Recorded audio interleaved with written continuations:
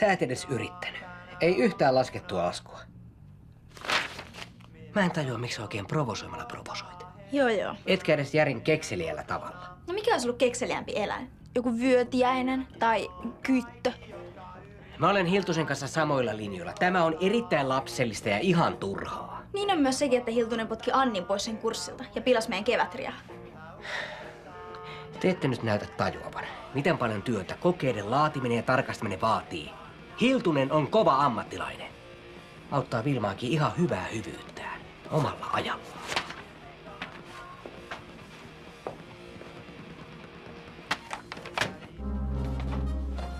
Hei Tuija, tuus tänne.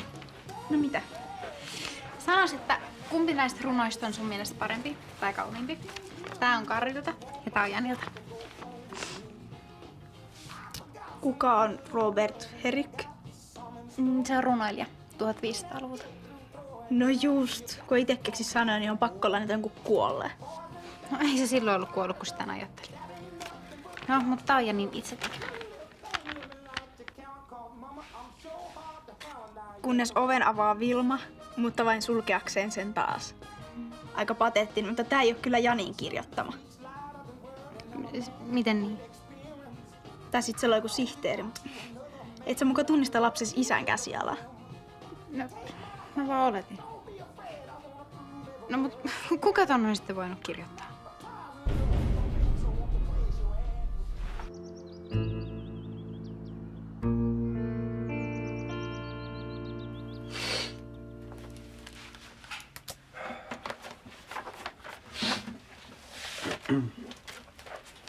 Hei ootko sä kirjoittanut tän? En. Onko sä flunssassa? Joo, vähän pienessä. Hei, oot sä varma, että sä et ole kirjoittanut tätä? No, kai mä nyt muistaisin. Ihan tuntematon teos. Mistä sä oot saanut tän? Ei kun tuli vaan tossa vastaan. Ihan turha juttu. Okei. Nähdään. Nähdään.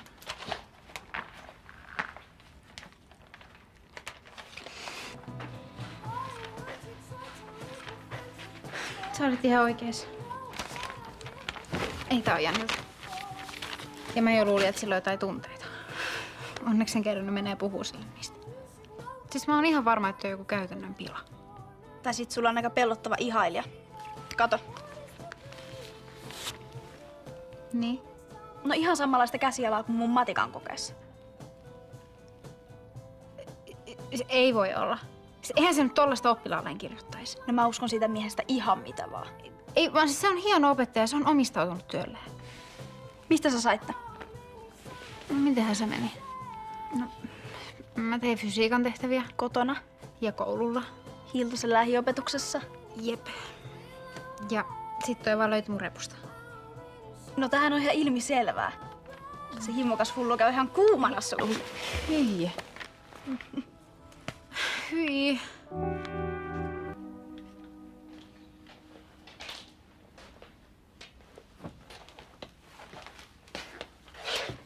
Anna mulle se Hiltusen runo. Mitä sä sillä teet? Ajattelin tutustua diktaattori Hempeän puoleen. Silläkin on salattuja tunteita ja ajatuksia. Se on varmaan rakentanut sulle jonkun oma pikku alttarinkin kotiin. Hei, Yäk, nyt lopetat. Ei vaan anna se nyt. Ajattelin ottaa sen muistoksi mun nokkelasta salapoliisin työstä. Kuule, mä arkistoin sen just sinne, minne se kuuluu. Roskiin. Oo kiltti, älkää puhu tästä enää. Sääli sitä vähäsen nyt, kun se valvoo joka yön ja aattelee vain ja ainoastaan sua. Joo, hei Tuija, nyt loppu.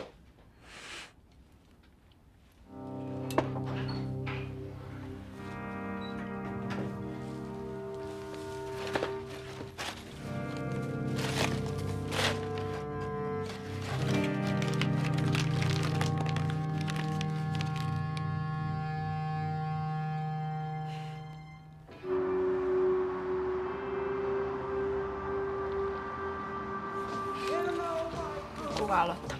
Mä voin.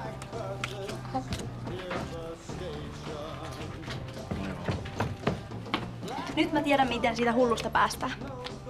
Voit sä tarkentaa? Te tuutte kaikki rakastaa mua. Siis mä en epäile hetkeäkään, mutta kenestä sä puhut? No Hiltusesta. Se tulee niin lähteen tällä.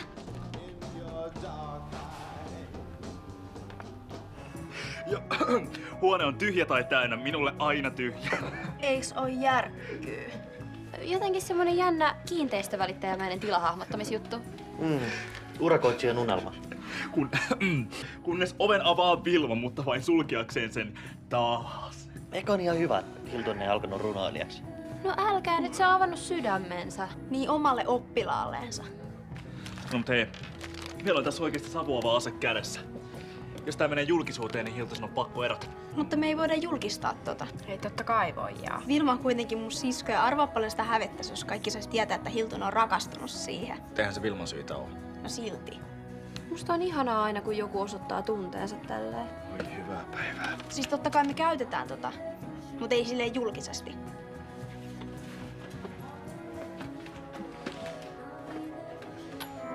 Sillä mulla on nimittäin idea.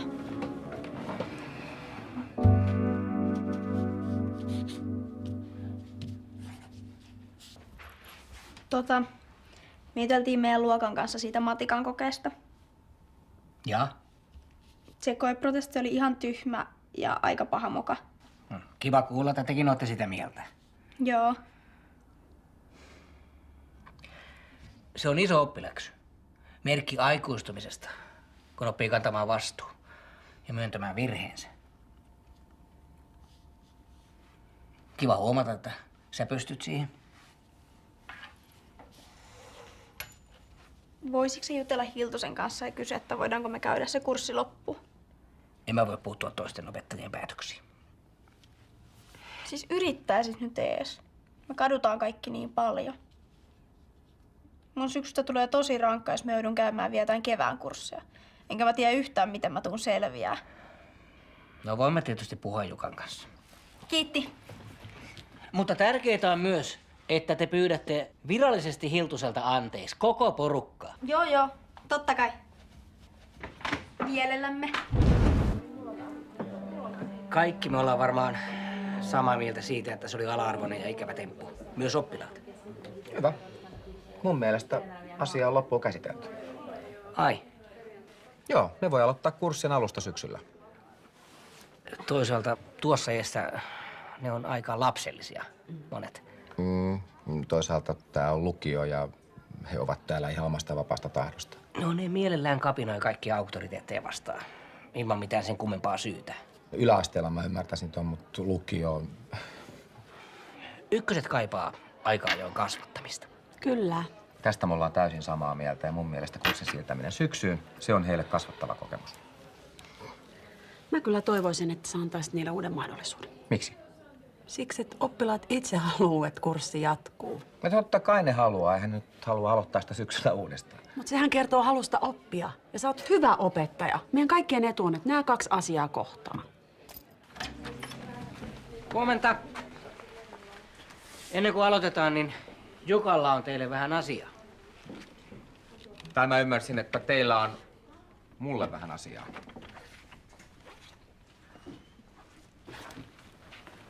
Anteeksi. Anteeksi. Anteeksi.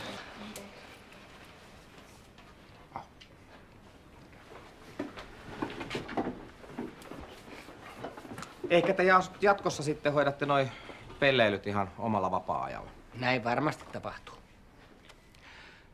No sit voidaan varmaan sopia, että tää jo kertaalleen hylätty kurssi, niin te voitte suorittaa sen loppuun. Kiitos. Tietenkin sillä ehdolla, että otatte vähän paremman vastuun teidän opiskelusta ja käyttäytymisestä. Kurssi jatkuu kello 14. Tasan.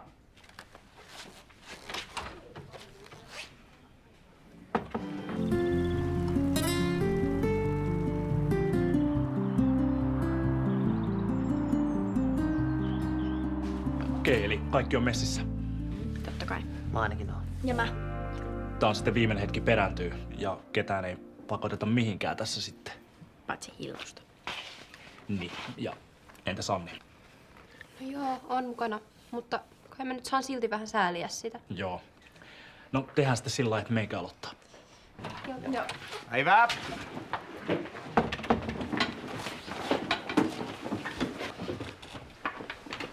Riemukas jälleen näkeminen. Jatketaan vaikka yhtälöistä.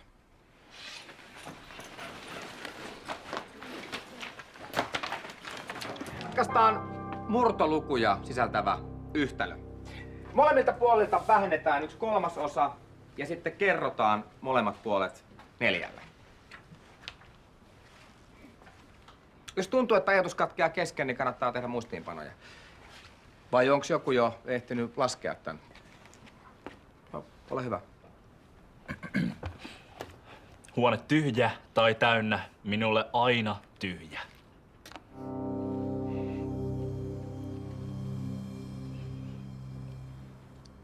Sun kannattaisi nyt varmaan keskittyä tähän kyseessä olevaan tehtävään. Kunnes huoneen oven avaa. Ole hiljaa! Mene ulos! Mutta mä olen juuri ymmärtämäisilläni jotain suurta ihmiselämästä. Ei. Sä voit jatkaa tuota pelleilyä tuolla ulkona. Siis ole hyvä ja poistu!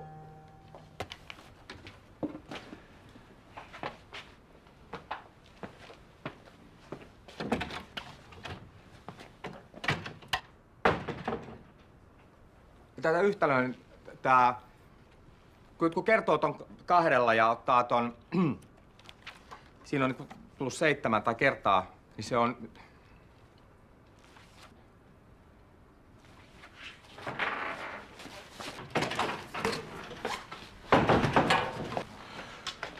Mistä sä oot saanut sen runon käsiisi?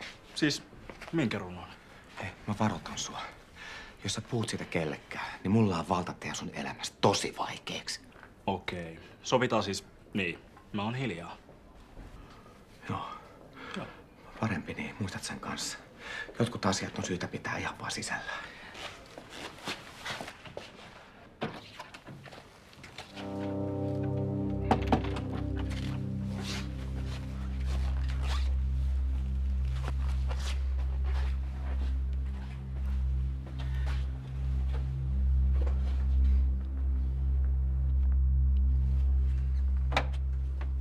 No niin, kerrataan vielä. Ensimmäisen asteen yhtälö on muotoa ax plus b on yhtä kuin 0. Ja a ja b on tunnettuja lukuja ja x on tuntematon. Niin. Ei se mun mielestä kyllä ihan noin mene. No nää nyt tuskin on mitään mielipideasioita. Niin, no voi, että onkohan mä sitten ymmärtänyt tän ihan kokonaan väärin. No, mitenköhän neiti Rainio on tän nyt sitten ymmärtänyt? No, mahdottoman edessä luovutettava on, sanotaan.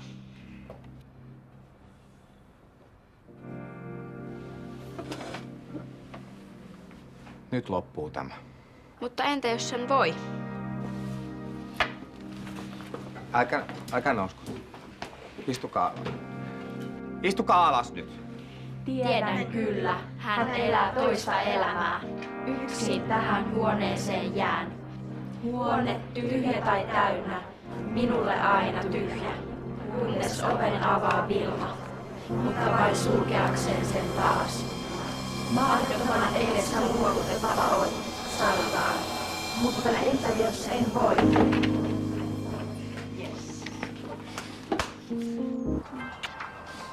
Niin, sori. Vilma? No moi. Minä tässä. Mä haluaisin selittää. Anteeksi. No kun tää meni nyt jotenkin ihan väärin.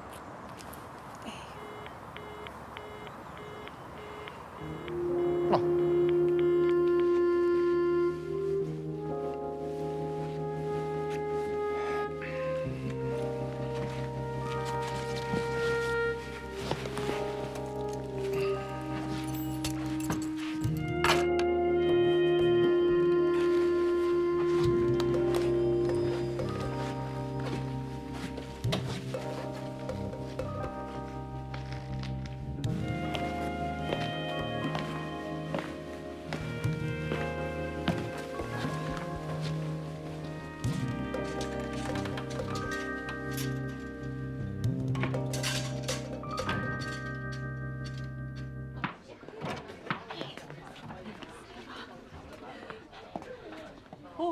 Hyvää huomenta kaikille.